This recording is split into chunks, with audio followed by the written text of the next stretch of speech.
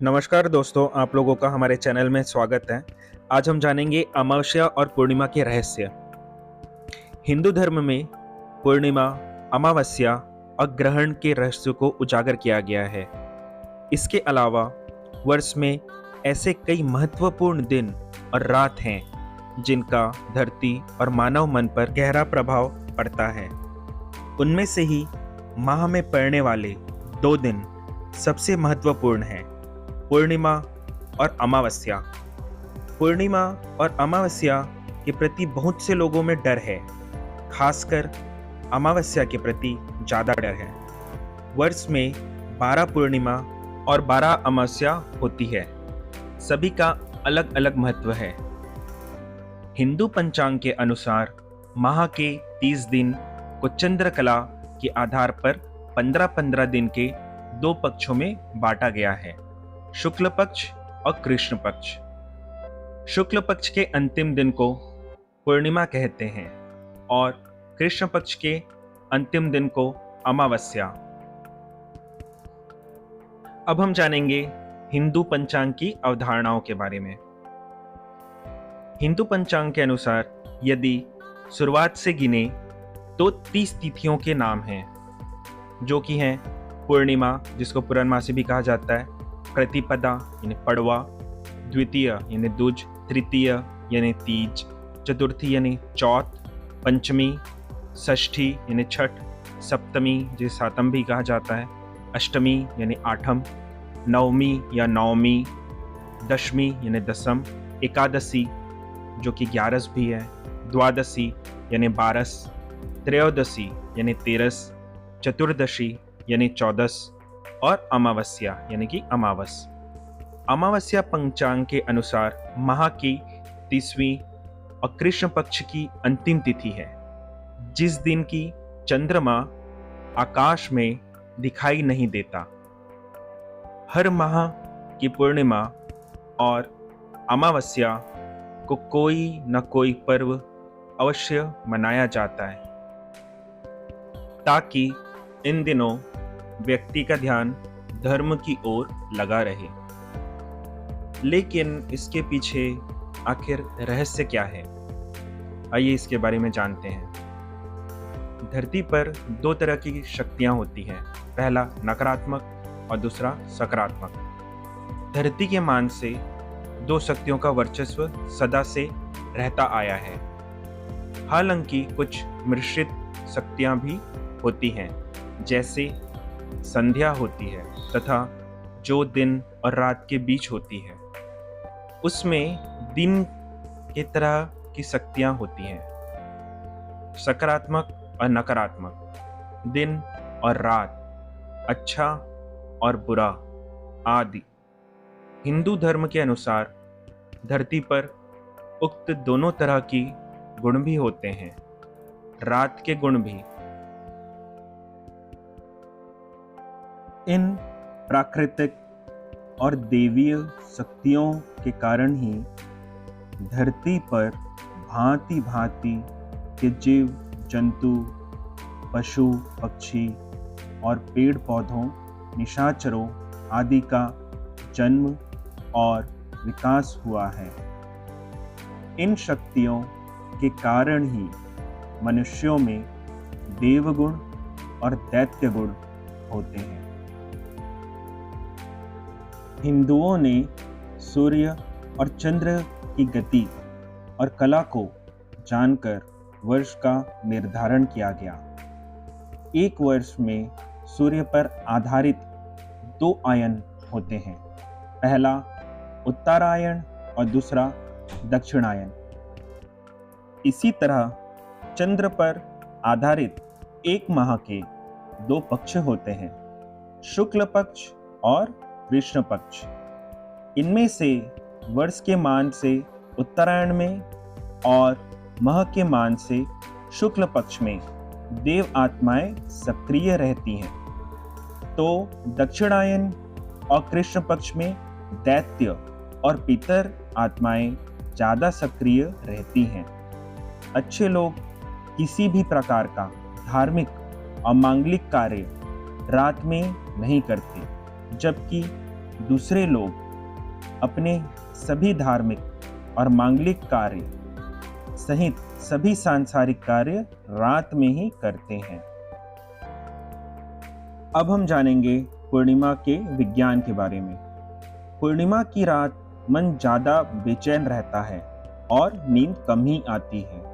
कमज़ोर दिमाग वाले लोगों के मन में आत्महत्या या हत्या करने के विचार बढ़ जाते हैं। चांद का धरती के जल से संबंध है। जब पूर्णिमा आती है तो समुद्र में ज्वार भाटा उत्पन्न होता है, क्योंकि चंद्रमा समुद्र के जल को ऊपर की ओर खींचता है। मानव के शरीर में भी लगभग 85% जल रहता है। पूर्णिमा के दिन इस जल की गति और गुण बदल जाते हैं। वैज्ञानिकों की माने तो इस दिन चंद्रमा का प्रभाव काफ़ी तेज होता है। इन कारणों से शरीर के अंदर रक्त में न्यूरॉन सेल्स क्रियाशील हो जाते हैं और ऐसी स्थिति में इंसान ज़्यादा उत्तेजित या भावुक रहता है। एक बार नहीं, प्रत्येक पूर्णिमा को ऐसा होता रहता है, तो व्यक्ति का भविष्य भी उसी अनुसार बनता और बिगड़ता रहता है। जिन्हें मंदाग्नि रोग होता है या जिनके पेट में चय उपचय की क्रिया शिथिल होती है, तब अक्सर सुनने में आता है कि ऐसे व्यक्ति भोजन करने के बाद नशा जैसा महसूस करते हैं और नशे में न्यूरॉन सेल्स शिथिल हो जाते हैं, जिससे दिमाग का नियंत्रण शरीर पर कम, भावनाओं पर ज़्यादा केंद्रित हो जाता है। ऐसे व्यक्तियों पर चंद्रमा का प्रभाव गलत दिशा लेने लगता है। इस कारण पूर्णिमा व्रत का पालन रखने की सलाह दी जाती है। कुछ मुख्य पूर्णिमा हैं: कार्तिक पूर्णिमा, माघ पूर्णिमा, शरद पूर्णिमा, गुरु पूर्णिमा, बुद्ध पूर्णिमा आदि। इस दिन के लिए हम एक चेतावनी भी देना चाहेंगे। इस दिन किसी भी प्रकार की तामसिक वस्तुओं का सेवन नहीं करना चाहिए। इस दिन शराब आदि नशे से भी दूर रहना चाहिए। इसके शरीर पर ही नहीं, आपके भविष्य पर भी दुष्परिणाम हो सकते हैं। जानकार लोग तो यह कहते हैं कि 14 पूर्णिमा और प्रतिपदा उक्त 3 दिन पवित्र बने रहने में ही भलाई है। अब हम जानेंगे अमावस्या के बारे में। वर्ष के मान से उत्तरायण में और माह के मान से शुक्ल पक्ष में देव आत्माएं सक्रिय रहती हैं, तो दक्षिणायन और कृष्ण पक्ष में दैत्य आत्माएं ज़्यादा सक्रिय रहती हैं। जब दानवी आत्माएं ज़्यादा सक्रिय रहती हैं, तब मनुष्यों में भी दानवीय प्रवृत्ति का असर बढ़ जाता है। इसलिए उक्त दिनों के महत्वपूर्ण दिन में व्यक्ति के मन मस्तिष्क को धर्म की ओर मोड़ दिया जाता है। अमावस्या के दिन भूत प्रेत, पितृ, पिशाच, निशाचर, जीव जंतु और दैत्य ज़्यादा सक्रिय और उन्मुक्त रहते हैं। ऐसे दिन की प्रकृति को जानकर विशेष सावधानी रखनी चाहिए। प्रेत के शरीर की रचना में 25% फिजिकल एटम और 75% इथरिक एटम होता है। इसी प्रकार पितृ शरीर के निर्माण में 25% इथरिक एटम और 75% एस्ट्रल एटम होता है। अगर इथरिक एटम सघन हो जाए तो प्रेतों का छाया चित्र लिया जा सकता है, और इसी प्रकार यदि एस्ट्रल एटम सघन हो जाए तो पितरों का भी छायाचित्र लिया जा सकता है। ज्योतिष में चंद्र को मन का देवता माना गया है। अमावस्या के दिन चंद्रमा दिखाई नहीं देता। ऐसे में जो लोग अति भावुक होते हैं उन पर इस बात का सर्वाधिक प्रभाव पड़ता है। लड़कियां मन से बहुत ही भावुक होती हैं। इस दिन चंद्रमा नहीं दिखाई देता, तो ऐसे में हमारे शरीर में हलचल अधिक बढ़ जाती है।